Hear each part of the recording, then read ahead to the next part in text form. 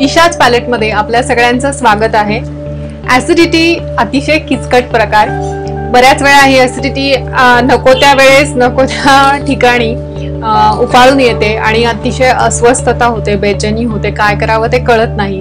विशेषतः प्रवासामध्ये, कुठल्या कार्यक्रमात असल्यानंतर किंवा कधीही अधेमध्ये अशा प्रकारे ऍसिडिटीचा त्रास सुरू होतो। तर त्यावेळेस काय आपल्याला इमर्जन्सी ट्रीटमेंट करता येईल ती आपण बघूया। तर हा व्हिडिओ तुम्ही सगळ्यांना जास्तीत जास्त शेअर करा, म्हणजे जेणेकरून सगळ्यांना त्याचा फायदा होईल। आणि सबस्क्राइब करायला चॅनल विसरू नका, म्हणजे तुम्हाला असेच वेगवेगळे सोपे घरगुती उपाय जाणून घ्यायला मिळतील। तर फक्त ही डबी तुमच्या जवळ ठेवायची, त्याच्यातली एक चिमूट घ्यायची आणि चुटकी सरशी ऍसिडिटी गायब करायची।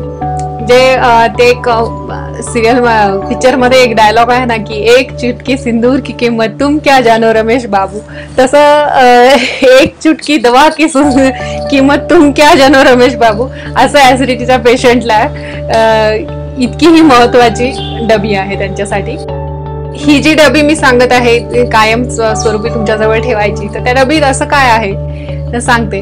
त्याच्यामध्ये मी घेतलंय 1 चमचा शंखभस्म आणि 1 चमचा पत्री खडी साखरेची पिठी करून घ्यायची, आणि ती पिठी 1 चमचा म्हणजे पिठी साखर, परंतु ती पिठी साखर पत्री खडी साखरेची असावी। आणि मग जेव्हा जेव्हा तुम्हाला ऍसिडिटी व्हायला लागेल तेव्हा तेव्हा ह्या डबीतली 1 चिमूट फक्त जिभेवर ठेवायची। शंखभस्म चांगल्या प्रतीचं कुठे मिळेल मी खाली लिंक देते आहे, तर तुम्ही ती लिंक वापरून ऑनलाईन ऑर्डर करू शकतात, इझिली मिळतं शंखभस्म। फक्त चांगल्या प्रतीचं शंखभस्म वापरा ह्याच्यामध्ये।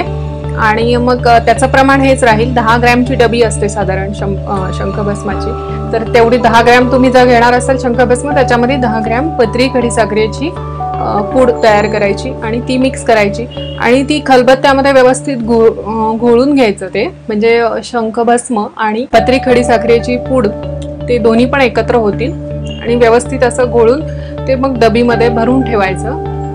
साध्या कुठल्याही डबीत तुम्ही भरून ठेवा की जी तुम्हाला कायम सोबत बाळगता येईल। तर काय करायचं, कधी पण तुम्हाला ऍसिडिटीचा असा अचानक त्रास व्हायला लागला, जळजळायला लागली छातीत किंवा ऍसिड रिफ्लक्स झाला म्हणतो तो वर यायला लागला की हे 1 चिमूट जिभेवर ठेवायची, त्याच्यानंतर 15 मिनिट वाट बघायची। शक्यतो बऱ्याच जणांमध्ये त्याचा फायदा होतो, लगेच फायदा होतो।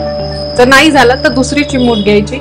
अशा प्रकारे 4 वेळा तुम्ही 15-15 मिनिटांनी याच्या 1 ते 2 चिमूट तुम्ही जिभेवर ठेवू शकतात। आणि पाणी प्यायचं नाही, पहिले ऍसिडिटीचा जो त्रास आहे तो शांत होऊ द्यायचा, पहिले सगळं त्रास शमला की मग थोडंसं घोट पाणी प्यायचं, एकदम बाटली घेतली तोंडाला लावली असं नाही करायचं। तर थोडं पाणी त्याच्यानंतर प्यायचं। तर ऍसिडिटी झाल्यानंतर लगेच पाणी प्यायला, तर मी मागे पण एकदा व्हिडिओत सांगितलंय की ऍसिडिटी तुमची ॲग्रिवेट होईल, त्याच्यामुळे पहिल्यांदा ही चिमूट तोंडामध्ये धरायची, तुमची ऍसिडिटी लगेच गायब होईल।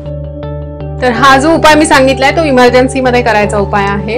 तर याचे असे साईड इफेक्ट्स काही नाहीयेत, परंतु हा तुम्ही मग रोज रोज करायचा नाही, जेव्हा तुम्हाला त्रास होत नाहीये तेव्हा हा करायची गरज नाहीये, कारण हा उपाय आहे तो ऍसिडिटीचा अशा प्रकारे त्रास व्हायला लागल्यानंतर इमर्जन्सी मध्ये करण्याचा उपाय आहे। व्हिडिओ तुम्हाला कसा वाटला ह्याच्या कमेंट्स करायला विसरू नका। त्याचप्रमाणे तुमच्या समस्या, तुमचे काही प्रश्न असतील तर ते सुद्धा तुम्ही कमेंटमध्ये मला विचारू शकतात। मी ईच अँड एव्हरी कमेंटचं रिप्लाय देत असते, त्याच्यामुळे मला आनंदच होईल जर तुम्ही कमेंट्समध्ये मला सांगितलं, तर मला प्रोत्साहन सुद्धा मिळेल अशा प्रकारे व्हिडिओज बनवायला आणि तुम्हाला उपचार सांगायला। तर रोज पोटातून आपल्याला कुठलं औषध घेता येईल ऍसिडिटी नाहीशी करण्यासाठी ते मी तुम्हाला पुढच्या व्हिडिओमध्ये सांगणार आहे, परंतु सध्या तुम्ही हा उपाय जेव्हा तुम्हाला ऍसिडिटीचा त्रास अचानक व्हायला सुरुवात होतो त्यावेळेस तुम्ही हा करून बघा, याचा निश्चित खूप फायदा तुम्हाला मिळेल। आरोग्यविषयक माहिती आणि उपचार जाणून घेण्यासाठी चॅनलला सबस्क्राईब जरूर करा।